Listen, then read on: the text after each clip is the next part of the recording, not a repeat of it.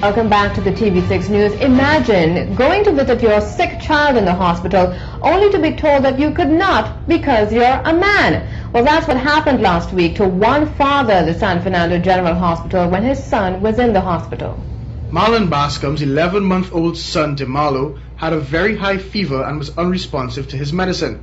Taking no chances, he took his son to the San Fernando General Hospital.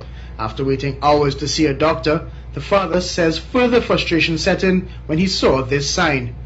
Fathers were only allowed to see their children in the pediatric ward between the hours of 8 a.m. to 7 p.m., whereas mothers could be there for 24 hours.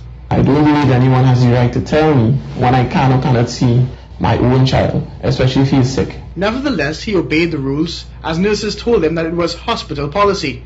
But it's what happened the next day that really set him off.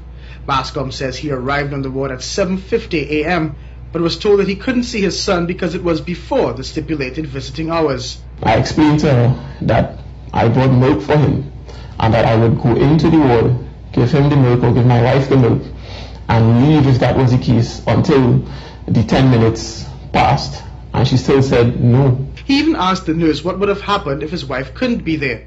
He says he was told that he had to find a woman to take his place.